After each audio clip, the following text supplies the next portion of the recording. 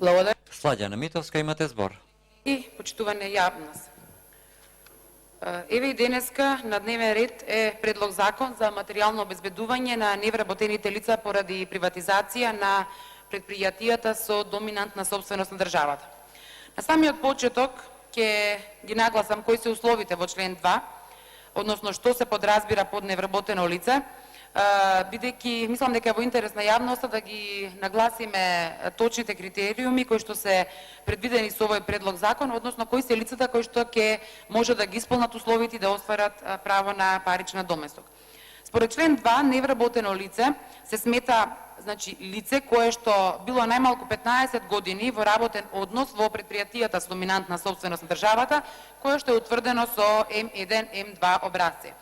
на кое што работниот однос му престанал по основ на стечај, ликвидација или технолошки вишок заклучно со 30 јуни 2019 година во предпријатие со доминантна собственост на државата или на кое работниот однос му престанал по основ на стечај, ликвидација или технолошки вишок по приватизација на предпријатието под услов истиот да бил заснован додека предпријатието било со доминантна собственост на државата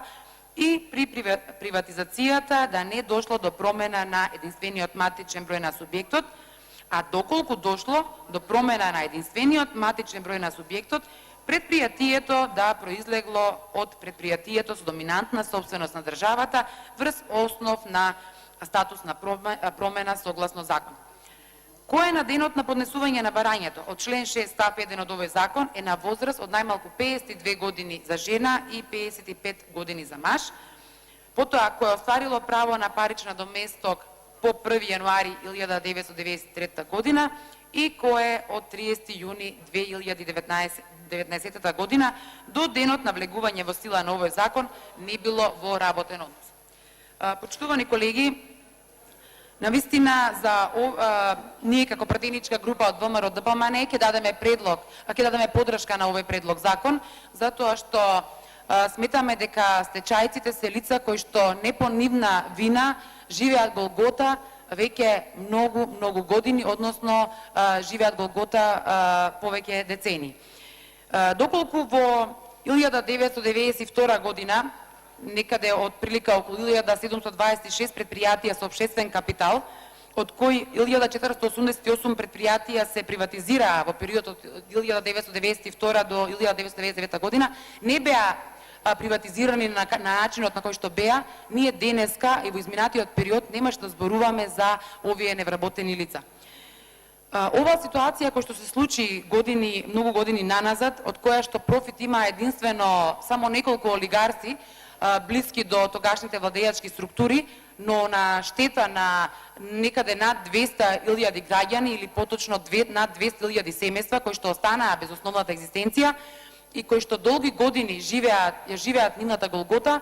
навистина најмалку што можеме да направиме ние сега во овој период, што верувам дека овие работи требало да бидат завршени многу години наназад, многу порано, но еве сега, за жал, после многу децении, ние најмалку што можеме да направиме е прво да се извиниме што тие живееле долги години живот, еден тежок живот, и барем оние кои што успеале да го преживеат тој период и сега дочекале да им се реши статусот, најмалку што можеме да направиме е да го поддржиме и да го донесеме ова законско решение. Почитувани колеги, навистина на Комисијата за труд и социјална политика ме разочара начинот на кој што се дискутираше, каде што меѓу себе упатувавте некоја благодарност, навистина не гледам причина да се заблагодаруваме едни на други, туку напротив, да го донесеме овој закон и да се потрудиме овој предлог закон да биде последното законско решение со кое што ќе биде опфатен и последниот еден стечаец. Затоа во однос на тој дел сметам дека треба да се пролонгира прво датумот за поднесување на барање, како што гледаме имаме консензус по однос на ова прашање, а тоа е дека наместо барањата се поднесуваат во рок од 30 дена по стапување на сила на овој закон, ние ќе имаме можност, доколку сите нели заедно се согласиме, рокот на поднесување на барање да биде 31 декември 2019 година. Но исто така нешто за кое што сметам дека треба да размислиме е датумот 30 јуни 2019 година да го смениме, затоа што е со лицата кои што ќе ги исполнат другите услови, но работниот однос ќе им престане на пример после 30 јуни 2019 година. Затоа што од јуни до сега имаме период од неколку месеци, а и додека законот да стапи на сила, исто така ќе помине уште одреден период. Затоа сметам дека треба да размислиме овој рок да биде сменет и на пример, еве ако се согласите, наместо 30 јуни датумот да биде датумот кога овој закон ќе стапи на сила. На тој начин лицата кои што останале без работа во периодот од 30 јуни до датумот на стапување на сила, исто така ќе ги опфатиме со овој закон.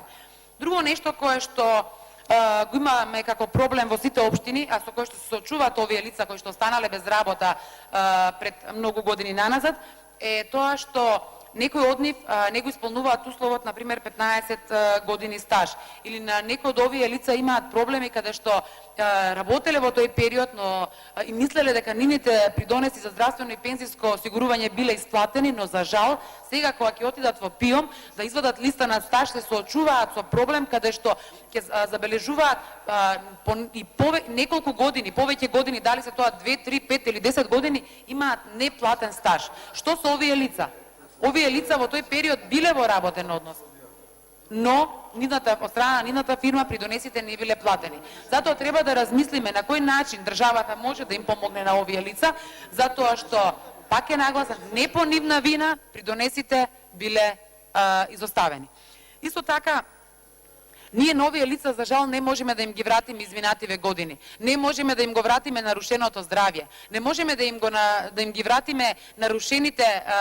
семејства. Затоа што овие лица се жртви на транзицијата кои што поминаа на вистина низ еден многу тежок период. Но затоа треба да се потрудиме сега да го олесниме начинот на остварување на правото на паричен надоместок. На вистина паричен надоместок од 34% не е некој висок износ, но сепак е повеќе отколку да бидат оставени на милост и немилост, или да бидат оставени самите да се сноѓаат како знаат и умеат. Почитувани колеги, на вистина луѓето кога ќе почнат да ги средуваат документите за пензионирање, верувајте дека имаат големи проблеми. Затоа треба да размислиме сега со ова законско решение, да видиме како можеме да им помогнеме на лицата кои што можеби имаат неплатен стаж, или имаме група на граѓани кои што имаат платен стаж, но поради недостаток на документација, изгубена документација, тие се оставени самите да талкаат по институции кои што можеби се уште постојат или веќе документацијата не постои. И истите не се во можност да си го остварат право на пензија, да го докажат стажот кој што го имаат сработено во минатото. Затоа треба да размислиме и на оваа група на граѓани да им излеземе во пресред, затоа што Фондот за пензиско и инвалидско осигурување има обврска по службена должност да обезбеди целата документација, а не да ги малтретираме граѓаните сами да талкаат од врата на врата, се со цел да докажат дека стажот кој што е евидентиран во ПИОМ, а не е целосно завршен, самите да бидат во ситуација да бараат документација за да го докажат. Почитувани колеги, доколку навистина сакаме да го решиме проблемот со стечајците, а пак е нагласам, ова е долгорочен проблем за кој сите влади досега требало да изнадат начин многу порано да го решат овој проблем, затоа што годините кои што изминаа, ние не сме во можност од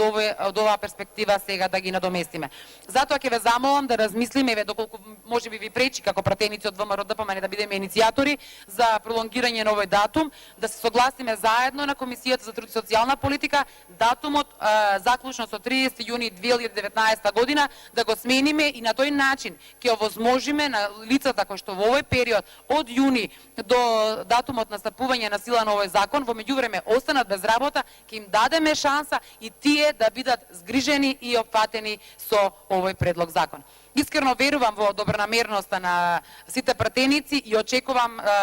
заедничка дискусија, заедничко разгледување на предлогот и на крај заедничка одлука со која што ќе возможиме макар и еден граѓанин повеќе да биде опфатен со овој предлог закон. Благодарам.